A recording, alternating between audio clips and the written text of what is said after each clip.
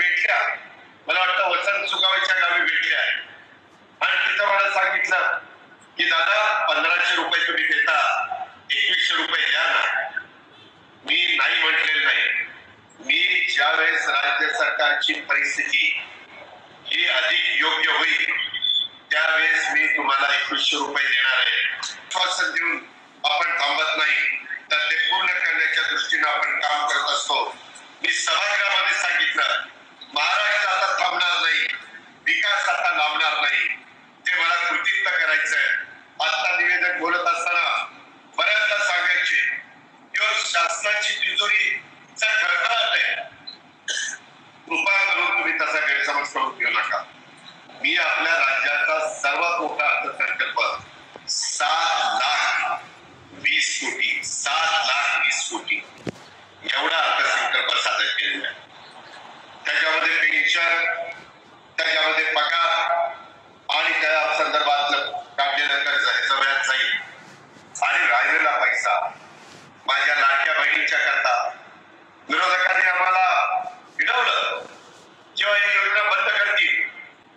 मला आता महिला पण काही ठिकाणी भेटल्या, मला वाटतं वसंत सुगावेच्या गावी भेटल्या आणि तिथं मला सांगितलं की दादा 1500 रुपये तुम्ही देता, 2100 रुपये द्या ना. मी नाही म्हटलेलं नाही. मी ज्यावेळेस राज्य सरकारची परिस्थिती ही अधिक योग्य होईल त्यावेळेस मी तुम्हाला 2100 रुपये देणार आहे. पण आता मी सगळा हिशोब केला. तुम्हाला 13 कोटी जनतेचा 365 दिवसाचा हिशोब लावावा लागतो. शेतकऱ्यांना काय द्यायचंय, कामगारांना काय द्यायचंय, आदिवासींना काय द्यायचंय, मागासवर्गीयांना काय द्यायचं, अल्पसंख्याकांना काय द्यायचंय, भटक्यांना काय द्यायचंय.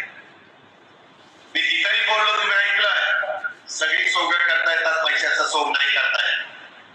मला दिलेली योजना ही चालू ठेवायची आहे, आम्हाला सरकारला चालू ठेवायची आहे आणि त्यामुळं आम्ही त्याच्यात एक नवीन पर्याय काढतो की तुम्हाला काही बँकांना आम्ही तयार केलेलं आहे. जर तुम्हाला 5-50 हजार कर्ज काढून काही महिला एकत्र येऊन व्यवसाय करायचा असेल, समजा लाडक्या बहिणीमध्ये मोडणाऱ्या म्हणजे त्याच्यामध्ये ज्या महिला बसतात त्या योजनेमध्ये त्यांनी असा एकत्र येऊन जसं महिला बचत गट असतो तसं जर 20 एक महिला आल्या तर 20 गुणिले 50,000 साधारण मला वाटतं 10 लाख रुपये होतात आणि 10 लाखाचं भांडवल घेऊन तुम्ही तुमचं काम करू शकता. 20 महिन्यांचे महिन्याचे 15 जुने 30,000 रुपये येतील. त्याचा हप्ता तुम्हाला त्याच्यात देता येईल. 10 लाखात त्या ग्रुपला एक चांगल्या पद्धतीने व्यवसाय करता येईल.